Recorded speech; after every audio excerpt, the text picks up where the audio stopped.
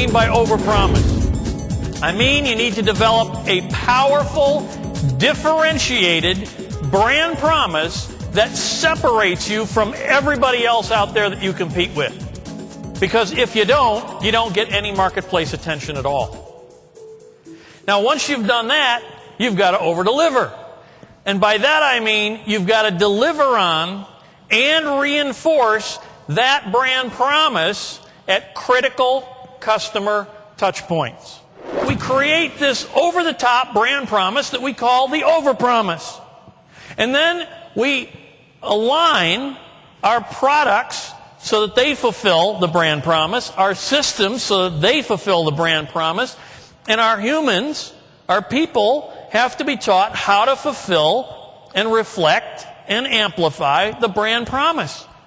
So that what the customer gets is this experience where they go, cool, that really was exactly what they promised. In fact, they over-delivered on that outrageous promise. And they get so excited about it, they get passionate about it, and they become advocates and they tell other people. They spread word of mouth. Everyone can overpromise and overdeliver. This is not just for large companies. We saw it work equally well, in fact, sometimes better in small companies.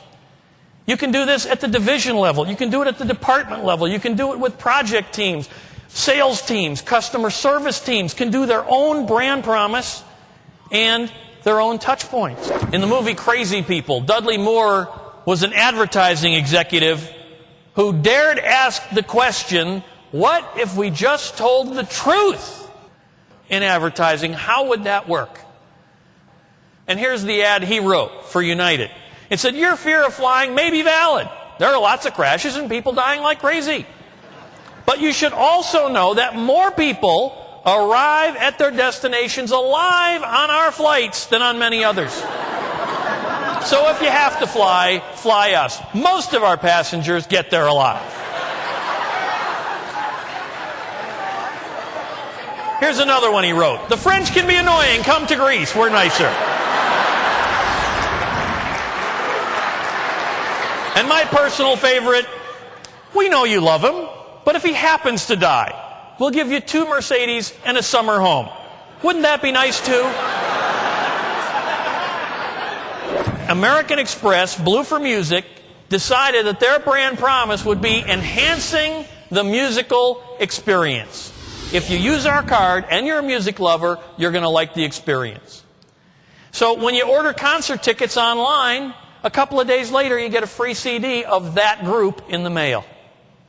When you get to the concert venue, you don't stand in the will call line with everybody else. You go straight up to the Amex Blue for Music will call window where there are no lines ever. And then instead of getting in line to go into the concert, you go directly to the Blue for Music entrance where you're escorted directly to your seat. 3 critical touch points back to back that deliver on the brand promise. FedEx didn't say, we ship stuff. We're really fast. What they said is when it absolutely, positively has to be there overnight. Why? Because there were a zillion other shipping companies. And they carved out a niche that only they could deliver on. When it absolutely, positively has to be there overnight, people said, okay, this one absolutely positive. They go, good, got it, boom, there. People go, wow, they did that. That's cool. Do it again. By the way, what's their symbol? It's an airplane. What's their competitor symbol? A brown truck. Which one do you think is most likely to get it there faster?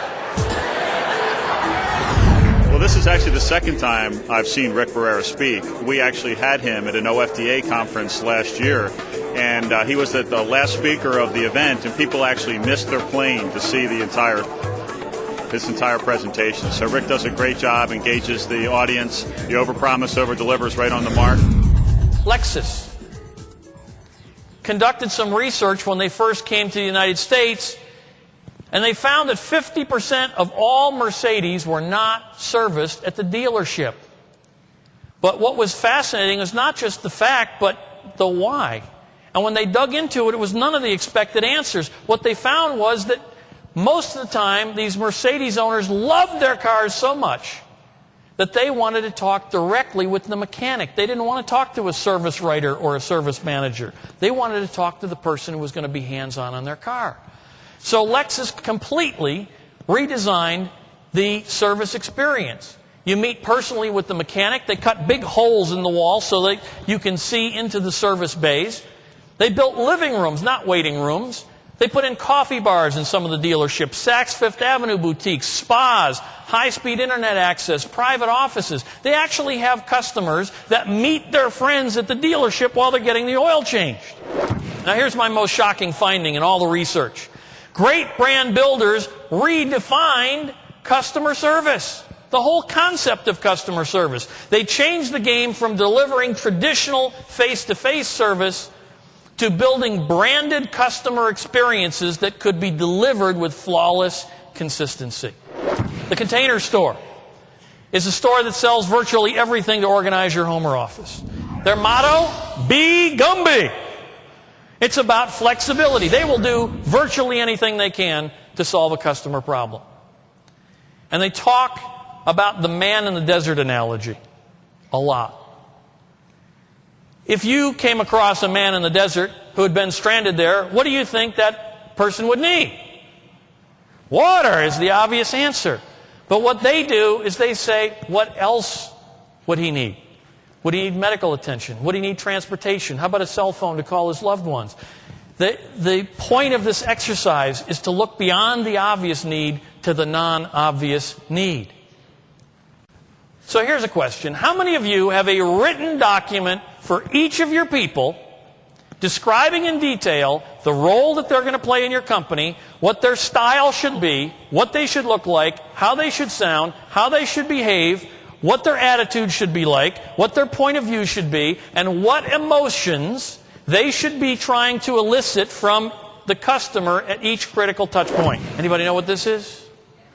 It's a JetBlue airplane. How do you know that? 50 channels of free television in the back of every single seat. You want to know the true meaning of priceless? Travel with a child just once on JetBlue.